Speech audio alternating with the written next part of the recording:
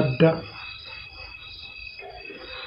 ijoolleen Oromoo ummanni Oromoo ka amantii kiristaanaa hordoftan baga gammaddan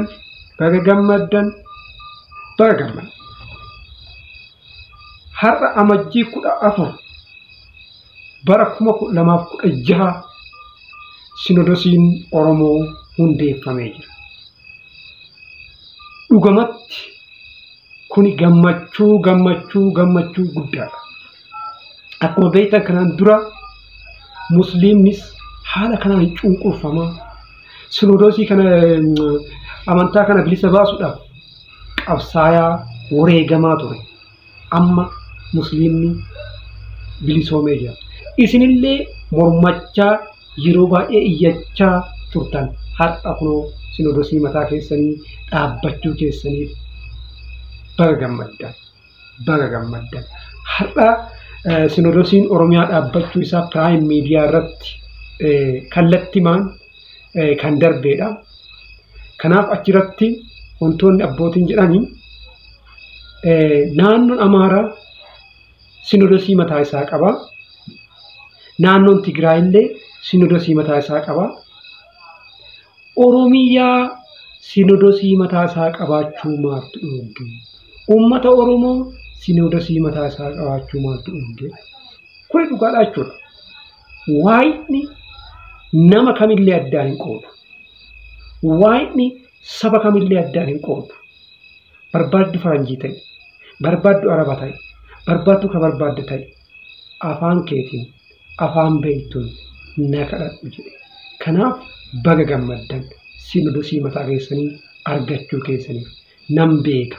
Obboleeyyan baay'ee qabna kan afaan keenya yoom sinodosii mataa keenyaa dhaabbannee afaan keenya yoom lallabanna, afaan keenya yoom waaqayyoon kadhanna isaan jedhan baay'eetu jira.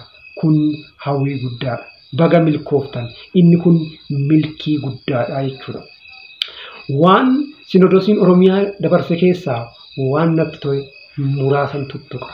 Isaan keessaa inni muraasni kanaan booda mana amantaa keessatti alaabaan kamuyyuu akka hin mirmirfamne, alaabaan paartii kamuyyuu akka hin mirmirfamne, sinodosiin alaabaa kamuyyuu hin qabu jechuudhaan jechi isaan jedhan dhugaadha jechuudha.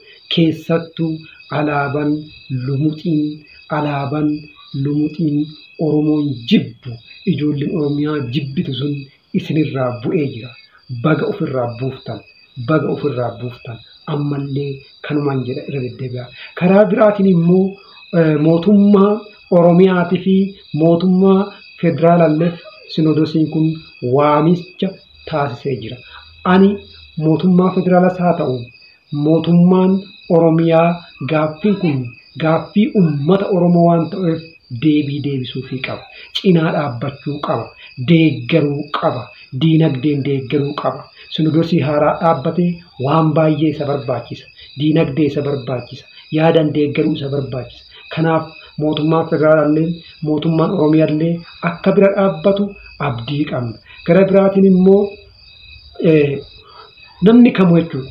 Nullee warri musliimaa bira dhaabbannee deeggarsa barbaachisu godhuufii qabna jechuudha.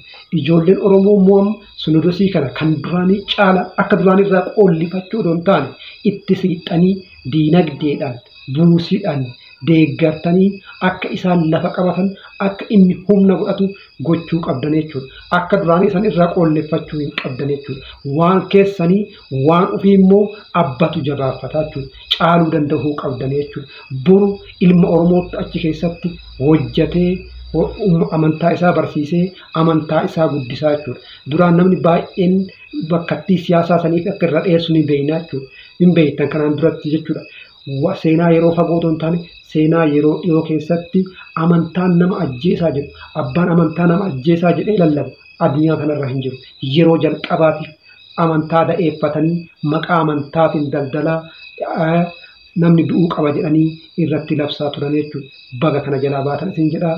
Itti deebina baga gammaddanii yeroo biraa haala jiru jala buunee karaa miidiyaatillee karaa sooshaal miidiyaatillee deeggarsa barbaachisuu fi waa hunda promooshinii barbaachisu hunda isinii hojjennaa baga gammaddaa.